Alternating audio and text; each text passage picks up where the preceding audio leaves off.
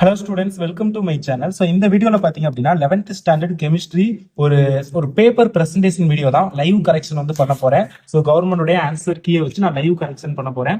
So அதாவது ஒரு answer sheet வந்து எந்த மாதிரி இருந்தால் ஃபுல் மார்க் வாங்கலாம் அப்படிங்கிறத வந்து ஒரு நீட்டான ஒரு பேப்பர் வச்சு நான் வந்து ஒரு எக்ஸ்பிளனேஷன் வந்து கொடுக்க போகிறேன். ஸோ கவர்மெண்ட் ஆன்சர் கீயை வச்சு தான் கரெக்ஷன் பண்ண போகிறேன். ஸோ பாருங்க, ரொம்ப ரொம்ப யூஸ்ஃபுல்லாக இருக்கும். பப்ளிக் எக்ஸாமில் பேப்பர் பிரசன்டேஷன் எப்படி பண்ணணும், மிஸ்டேக் என்னென்ன பண்ணக்கூடாது அப்படிங்கிறதெல்லாம் ரொம்ப யூஸ்ஃபுல்லாக இருக்கும். ஸோ வீடியோ ஃபுல்லாக பாருங்க.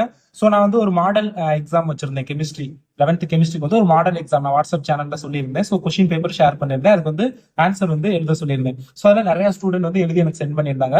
அதுல ஒரு சில நீட்டான பேப்பரை வந்து நான் வந்து பிரிண்ட் அவுட் எடுத்து எல்லாரும் தெரிஞ்சுக்கிறட்டும் இந்த மாதிரி பிரசன்டேஷன் பண்ணணும் அப்படிங்கிறதுக்காக நான் பிரிண்ட் அவுட் எடுத்து வச்சிருக்கேன். ஸோ அதுல ஒரு பேப்பர் தான் இப்போ வந்து நான் கரெக்ஷன் பண்ண போறேன். பாருங்க, எழுதுனது வந்து 19/3/2024 அன்னைக்கு தான் இந்த எக்ஸாம் எழுதியிருக்காங்க.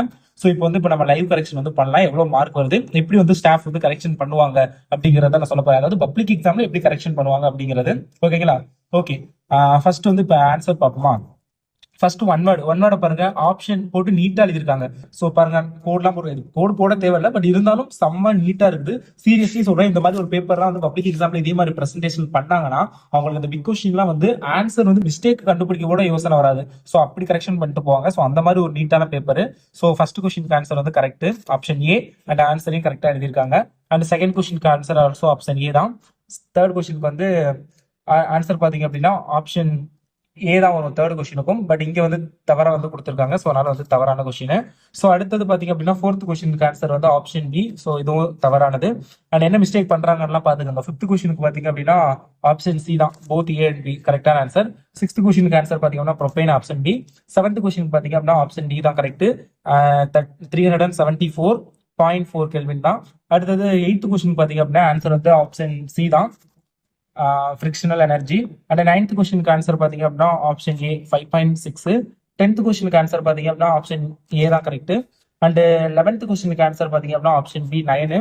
12th கொஸ்டினுக்கு ஆன்சர் பாத்தீங்கன்னா ஆப்ஷன் டி போட்டிருக்காங்க. பட் ஆன்சர் வந்து ஆப்ஷன் ஏ. ரீசன் வந்து ஃபால்ஸ், பட் இங்க வந்து ரெண்டுமே ட்ரூன்னு சொல்லியிருக்காங்க. ஸோ தர்ஃபோர் ஆன்சர் வந்து தப்பு இருக்கு. 13th கொஸ்டினுக்கு ஆன்சர் பாத்தீங்க அப்படின்னா ஆன்சர் வந்து ஆப்ஷன் சி. இங்க என்ன பிபிலியம் போட்டிருக்காங்க. பிபிலியம் கரெக்டானது. பட் ஆப்ஷன் பாத்தீங்க அப்படின்னா சி வரும், இங்க வந்து பி போட்டிருக்காங்க. பட் பிபிலியம்ங்கிறது கரெக்டான ஆன்சர் தான். ஸோ தேர்ஃபோர் இதுக்கு எப்படி பண்ணுவான்னு நான் சொல்றேன் கடைசியில். அண்ட் 14th கொஸ்டினுக்கு ஆன்சர் பாருங்க, ஆப்ஷன் பி தான் கரெக்டான ஆன்சர். 112 கிராம் தான் கரெக்ட். அடுத்து 15th கொஸ்டினுக்கு ஆப்ஷன் சி தான், இன்க்ரீஸ் இன் ப்ரெஷர். ஓகேங்களா? இப்போ எத்தனை கொஸ்டின் ஒன் வேர்டு சைட்லேயே இப்படி மார்க் போட்டு வந்துருவாங்க. 1 1 0வும் இங்க கொஸ்டின் பேப்பர்ல ஆன்சர் கரெக்ஷன் பண்ணல போடுவாங்க. 0 இருந்தாலும் 1 1 1 1 1 1 1 இதுக்கு 0.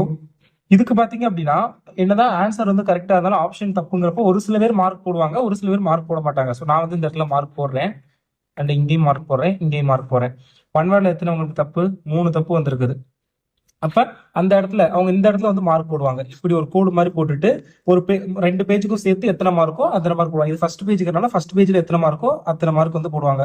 3 ஆன்சர் தவறானதுங்கிறப்ப அப்போ வந்து 12 மார்க் வந்து உங்களுக்கு ஒன் வேர்ட்ல வருது. ஸோ இந்த மாதிரி போட்டுருவாங்க. ஓகேங்களா? ஸோ இப்படிதான் வந்து ஃபர்ஸ்ட் ஒன் வேர்டை வந்து கரெக்ஷன் பண்ணுவாங்க. அடுத்தது வந்து 2 மார்க் பாருங்க, பார்ட் 2 நீட்டா போட்டு ஆக்சிடேஷன் ரெடிக்ஷன் பாக்ஸ் எல்லாம் போட்டு உங்களுக்கு வந்து பப்ளிக் எக்ஸாம்ல பாத்தீங்கன்னா அன்ரூல்டு பேப்பர் இந்த மாதிரி தான் இருக்கும். ஸோ இதே மாதிரி ஒரு பிரசன்டேஷன் பப்ளிக் எக்ஸாம்லயும் பண்ணா டெஃபினெட்லி இந்த ஸ்டூடெண்ட் வந்து நல்ல மார்க் ஸ்கோர் பண்ணலாம். ஏன்னா அவ்வளவு நீட்டா எழுதி வச்சிருக்காங்க. ஸோ இதே மாதிரி நீங்க பிரசன்டேஷன் பண்ணுங்க. Presentation is the most important. So அடித்தல் திருத்தலே அவ்வளவா இல்ல உங்க பேப்பர்ல. நான் பார்த்த வரைக்கும் அடித்தல் திருத்தலே இல்ல. ஸோ அந்த அளவுக்கு நீட்டா எழுதியிருக்காங்க. ஸோ இப்போ ஆக்சிடேஷன் ரெடிக்ஷன் 2 மார்க்ல கேட்டிருக்கனால ஸோ அவங்க கீ ஆன்சர் பப்ளிக்ல எப்படி கவர்மெண்ட் கொடுத்துருக்காங்கன்னா ஆக்சிடேஷன் அண்ட் ரெடிக்ஷன் எனி 2 பாயிண்ட்ஸ் இருந்தா மார்க் வந்து கொடுக்கலாம்னு சொல்லியிருக்காங்க. ஸோ இவங்க வந்து எத்தனை 1 2 3 4 5 பாயிண்ட் கிட்ட வந்து எழுதியிருக்காங்க. ஸோ தேர்ஃபோர் பாத்தீங்க அப்படின்னா இவங்களுக்கு வந்து 2 மார்க் வந்து கொடுத்துருவாங்க. ஸோ அடுத்தது பாத்தீங்க அப்படின்னா ஹைசன்பர்கோட பிரின்சிபல். ஸோ இதுக்கு என்ன சொல்லியிருக்காங்க அப்படின்னு கேட்டீங்கன்னா அவங்க வந்து கரெக்ட் டெஃபனிஷன் இருந்தா மார்க் வந்து கொடுக்க சொல்லியிருக்காங்க 2 மார்க். அப்படி இல்லை அப்படின்னா மேத்தமேட்டிக்கல் எக்ஸ்பிரஷனும் அதுக்கான எக்ஸ்பிளனேஷனும் இருந்தா மார்க் வந்து கொடுக்க சொல்லிட்டாங்க. ஸோ இவங்க வந்து கரெக்ட் டெஃபனிஷனும் எழுதிட்டாங்க பிளஸ் மேத்தமேட்டிக்கல் எக்ஸ்பிரஷன். இது தேவை கூட கிடையாது. அவங்க ஆன்சர் கீழே சொல்லியிருந்தது இது இருந்தாவே 2 மார்க் கொடுக்க சொல்லிட்டாங்க. அப்படி இது எழுதாம சப்போஸ் இதை மட்டும் எழுதி இருந்தாங்கன்னா இவங்களுக்கு 1 மார்க் தான் கிடைச்சிருக்கும். இதே எழுதி பிளஸ் இதுக்கான எக்ஸ்பிளனேஷன் டெல் எக்ஸ்னா என்ன டெல் பினா என்ன ஸோ அப்படிங்கிற எக்ஸ்பிளனேஷன் எழுதினா 2 மார்க் கொடுத்துருப்பாங்க. பட் இவங்களுக்கு இது தேவையில்லை, ஏன்னா டைரக்ட் டெஃபினேஷனே எழுதிட்டாங்க. So 2 mark. ஸோ அடுத்தது பிளாஸ்டர் ஆஃப் பாரிஸ். ஸோ அதுக்கு பாத்தீங்கன்னா எனி 2 யூசஸ் இருந்தாலே மார்க் வந்து கொடுக்க சொல்லிட்டாங்க. So used in making cursed and statue. So ஒரு பாயிண்ட் எழுதிட்டாங்க. தென் ஆல்சோ இங்கேயும் பாத்தீங்க அப்படின்னா 2 பாயிண்ட் எழுதி வச்சிருக்காங்க. அப்ப இவங்க இங்கேயுமே கரெக்டா எழுதுன காரணத்தினால 3 பாயிண்ட் எழுதிருக்காங்க. பட் 2 இருந்தாலும் 2 மார்க் கொடுத்துடணும். So 2 mark. ஸோ அடுத்தது பாருங்க, உங்களுக்கு கொஸ்டின் நம்பர் 24 ஒரு சம் வந்து கேட்டிருக்காங்க. 24 அட்டன் பண்ணியிருக்காங்க. அதுக்கு del S fusion equal to அந்த ஃபார்முலா எழுதி இருக்கிறதுனால அரை மார்க் வந்து கொடுக்க சொல்லியிருக்காங்க. அப்போ உங்க ஃபார்முலா வந்து கரெக்டா எழுதி இருக்கனால இந்த இடத்துல வந்து அரை மார்க் கொடுத்துருவாங்க. ஓகேங்களா? சோ அடுத்தது பாத்தீங்க அப்படின்னா ஃபார்முலா எழுதுனதுக்கு அப்புறம் அதுல வந்து இந்த சப்ஸ்டியூட் பண்ணிருக்காங்கல்ல, சப்ஸ்டியூட் பண்ணா அதுக்கு வந்து அரை மார்க் கொடுக்க சொல்லியிருக்காங்க. சோ அடுத்தது பாத்தீங்க அப்படின்னா ஈக்குவல் டு அந்த ஆன்சர் கரெக்டா எழுதியிருந்தாங்கன்னா, சோ இங்க பாருங்க ஆன்சர் வந்து 21. ஓகே 21.9 அப்ராக்சிமேட்டா. அப்ப அவங்க வந்து 22 கொடுத்துருக்காங்க புக்ல. அப்ப ஆல்மோஸ்ட் கரெக்டா எழுதிட்டாங்க. வித் அந்த யூனிட்டும் மோல் பவர் -1 தான் போடணும். ஓகேங்களா? Joule K power -1 mole power -1 போடணும். அப்படி கரெக்டா போட்டிருந்தாங்க அப்படின்னா ஃபுல் மார்க் 1 மார்க் சேர்த்து 2 மார்க். பட் அந்த யூனிட் தப்பா இருந்தாலோ இல்ல யூனிட் எழுதல அப்படின்னாலும் அவங்களுக்கு வந்து அரை மார்க் வந்து கொடுக்க சொல்லியிருக்காங்க. பட் இங்க வந்து யூனிட் எழுதிருக்காங்க, பட் சின்ன மிஸ்டேக் இருக்குது. தேர்ஃபோர் நான் 1.5 மார்க் வந்து கொடுக்குறேன் இந்த கொஸ்டினுக்கு. ஓகேங்களா? அடுத்தது லீசால்டியர் பிரின்சிபல். எத்தனாவது கொஸ்டின்? 19வது கொஸ்டின் எழுதியிருக்காங்க. கரெக்டான டெஃபனிஷன் இருந்துச்சு அப்படின்னா அவங்க வந்து 2 மார்க் கொடுக்க சொல்லிட்டாங்க. சோ ஆன்சர் கீழே, சோ அதனால கொடுக்குறேன். பாருங்க ஆன்சர் பக்கத்திலே தான் இருக்கு. சோ அதை வச்சுதான் நான் வந்து கரெக்ஷன் பண்ணிக்கிட்டு இருக்கேன். ஓகேங்களா? சோ அடுத்தது 21. அவங்களும் அது மாதிரி தான், பப்ளிக் எக்ஸாம்ல இதே மாதிரி தான் கீ ஆன்சர் கொடுத்துருவாங்க. அவங்க கிட்ட கரெக்ஷன் பண்றவங்கள்ட்ட கரெக்டான அந்த அதுல உள்ள மாதிரி எழுதியிருந்தாங்கன்னா அவங்க வந்து மார்க் வந்து கொடுத்துருவாங்க. சோ அதைத்தான் இப்ப நானும் பண்ணிக்கிட்டு இருக்கேன். 21 கொஸ்டின் பாருங்க. லூவி ஸ்ட்ரக்சர். லூவி ஸ்ட்ரக்சர் 2 ஸ்ட்ரக்சர் இருக்கு, ரெண்டுக்கும் ஒவ்வொரு mark. H2 H. Okay okay almost கரெக்டா இருக்குது. ஸோ தேர்ஃபோர் இதுக்கும் 2 மார்க். ஸ்ட்ரக்சரை பொறுத்தவரை அதுல உள்ள மாதிரி ஸ்ட்ரக்சரும் இருக்கலாம், இல்ல அதுக்கு கரெக்டான ஸ்ட்ரக்சர் எப்படி கொடுத்திருந்தாலும் மார்க் கொடுக்க சொல்லியிருப்பாங்க. ஓகேங்களா? இப்போ 2 மார்க் வந்து முடிஞ்சிருச்சு. இந்த 2 பேஜுக்கும் சேர்த்து இங்க வந்து மார்க் வந்து கொடுக்கணும். ஓகேங்களா? 2 3 4 5 6 2 மார்க் எழுதியிருக்காங்க. கம்பல்சரி கொஸ்டினும் சேர்த்து 24 எழுதியிருக்காங்களா? எஸ் எழுதியிருக்காங்க. அப்ப எல்லாத்துக்கும் சேர்த்து 2 4 இங்க ஒன்னு 6 6 8 10 11 மார்க் வருது. அப்ப இந்த இடத்துல வந்து 11 மார்க்னு போட்டுருவாங்க இந்த 2 பேஜுக்கும் சேர்த்து. ஸோ அடுத்தது பாத்தீங்க அப்படின்னா 3 மார்க் பார்ட் 3ல டயகனல் ரிலேஷன் வந்து எழுதியிருக்காங்க. Question number 27. அவங்க எப்படி சொல்லியிருக்காங்கன்னா டயகனல் ரிலேஷன்ஷிப் கரெக்ட் எக்ஸ்பிளனேஷன் இருந்துச்சுன்னா 2 மார்க்கும், ஒரு எக்ஸாம்பிள் சூட்டபிளான ஒரு எக்ஸாம்பிள் கொடுத்துருந்தா 1 மார்க் கொடுக்க சொல்லியிருக்காங்க. ஸோ அவங்க வந்து டெஃபினேஷன் பிளஸ் எக்ஸாம்பிள் எழுதியிருக்கனால 3 மார்க் வந்து கொடுத்தாச்சு. ஸோ அடுத்தது பாத்தீங்கன்னா para hydrogen into ortho hydrogen. So அதுக்கு வந்து அவங்க என்ன சொல்லியிருக்காங்கன்னா எனி 3 மெத்தட்ஸ் இருந்தாலே போதும். 4 மெத்தட்ஸ் வந்து எழுதியிருக்காங்க. ஸோ தேர்ஃபோர் இங்கேயுமே வந்து 3 மார்க் வந்து கொடுத்துருவாங்க முழுசா. ஸோ அடுத்தது ideal case equation. So question number 29 பாருங்க. அவங்க என்ன சொல்லியிருக்காங்கன்னா அந்த ஃபர்ஸ்ட் அந்த ஃபார்முலா எழுதியிருக்காங்களான்னு பார்க்கணும். ஸோ எழுதியிருக்காங்க. ஸோ இதுக்கு வந்து 1/2 மார்க். ஸோ அடுத்தது பாத்தீங்க அப்படின்னா இந்த இதுக்கு வந்து 1/2 மார்க் கொடுக்க சொல்லியிருக்காங்க. ஸோ அடுத்தது பாத்தீங்க அப்படின்னா இதுக்கு வந்து 1/2 மார்க் கொடுக்க சொல்லியிருக்காங்க. ஸோ அடுத்தது பாத்தீங்க அப்படின்னா இந்த formula NT/P V alpha NT/P alpha இல்லாட்டி டைரக்ட்லி ப்ரொபோர்ஷனல் டு அப்படின்னு சொல்லுவாங்க. ஓகேங்களா? அப்படி எழுதியிருந்தா they will give 1/2 மார்க். இதுக்கும் 1/2 மார்க் வந்து கொடுக்க சொல்லிட்டாங்க. இப்ப 2 மார்க் வந்துருச்சு. ஃபைனலா அவங்க எதுக்கு மார்க் அந்த 1 மார்க் கொடுக்குறாங்க அப்படின்னா PV ஈக்குவல் டு NRT அப்படிங்கறத சொல்லணும். PV ஈக்குவல் டு NRT இதுக்கு வந்து 1 மார்க் கொடுக்க சொல்லியிருக்காங்க. அப்ப கரெக்டா எழுதுனால 3 மார்க் கிடைச்சிருச்சு அவங்களுக்கு. ஸோ அடுத்தது பாருங்க ஃபங்க்ஷன் ஸ்டேட் ஃபங்க்ஷன் அதுக்கான ஆன்சர் 30வது கொஸ்டின். ஃபங்க்ஷன் கரெக்ட் எக்ஸ்பிளனேஷன் இருந்துச்சுன்னா 1 மார்க், அதுக்கான எக்ஸாம்பிளுக்கு அரை மார்க் கொடுக்க சொல்லியிருக்காங்க. ஸோ எக்ஸ்பிளனேஷன் இருக்குது அண்ட் எக்ஸாம்பிள் இருக்குது. ஸோ அதுக்கு வந்து மொத்தம் 1.5 மார்க்.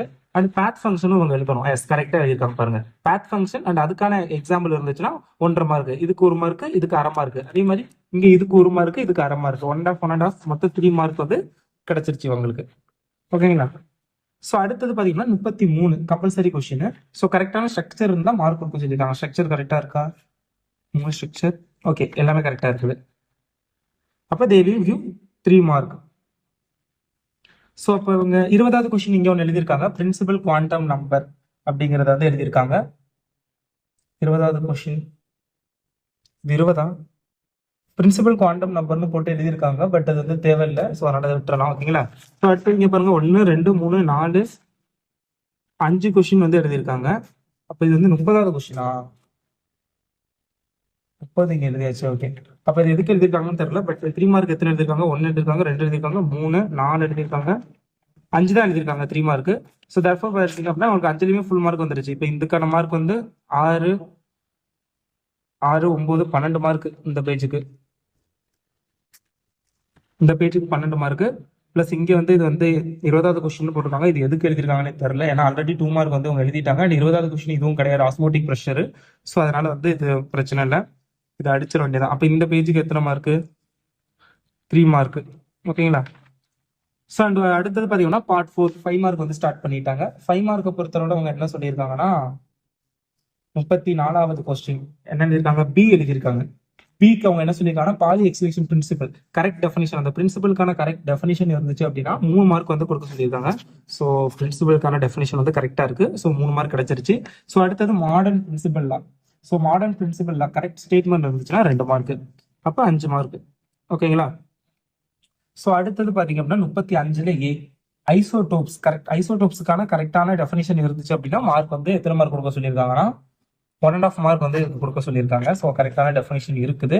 ஸோ அடுத்தது பார்த்தீங்க அப்படின்னா இந்த டேபிள் போட்டிருக்காங்கல்ல, ஸோ இதுக்கு ஆஃப் மார்க் 3 இதுக்கும் சேர்த்து 1.5 மார்க். இப்போ ஆல்ரெடி 3 மார்க் வந்துருச்சு. அடுத்தது இந்த செகண்ட் யூசஸ், கால்சியத்தோட யூசஸ் ஏதாவது 2 எழுதி இருந்தாவே போதும், 2 மார்க் கொடுக்க சொல்லிட்டாங்க. அப்போ ஓவரால் இங்கேயும் பார்த்தீங்க அப்படின்னா உங்களுக்கு வந்து 5 மார்க்குங்கிறது முழுசா வந்துருச்சு. ஓகேங்களா? அப்போ இந்த பேஜ் ரெண்டுக்கும் சேர்த்து மார்க் எத்தனை? 10 மார்க் இங்கே என்டர் பண்ணிடுவாங்க.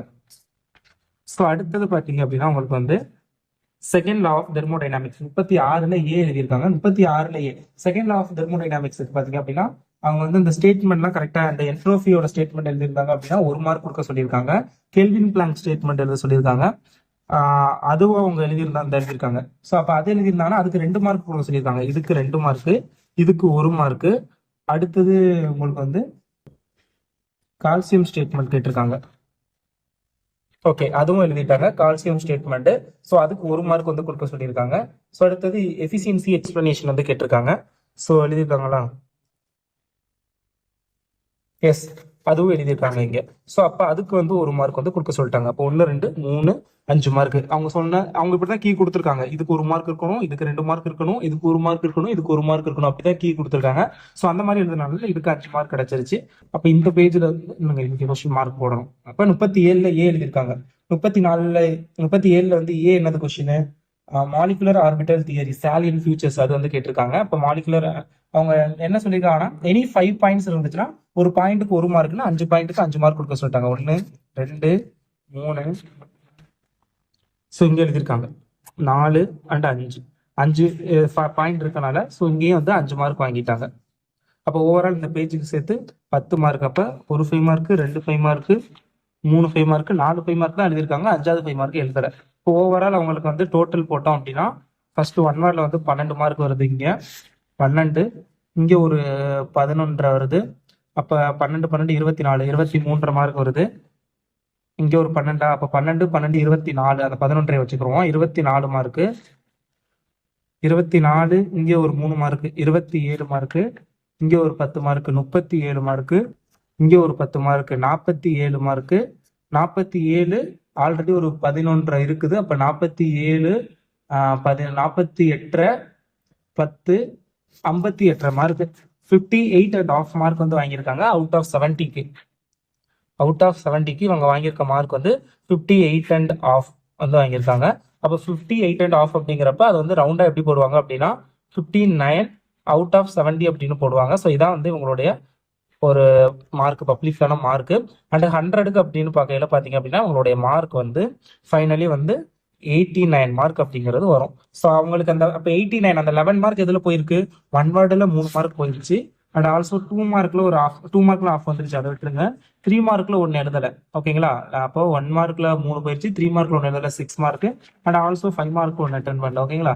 ஸோ தட்ஸ் வை அவங்களோட அந்த 11 மார்க் போனதுக்கான ரீசன் அதுதான். ஸோ அப்போ அந்த 5 மார்க்கும் அட்டன் பண்ணிதானே அவங்களால மார்க் வந்து பார்த்தீங்க அப்படின்னா அபோவ் 90 95 எடுத்துக்கலாம். ஸோ இந்த மாதிரி ஒரு பேப்பர் ப்ரெசன்டேஷன் வந்து பண்ணுங்க. டெஃபினெட்லி ஒரு நல்ல ஒரு ரிசல்ட் கிடைக்கும். ஸோ நல்லா இது பண்ணுங்க. Thank you so much. All the best.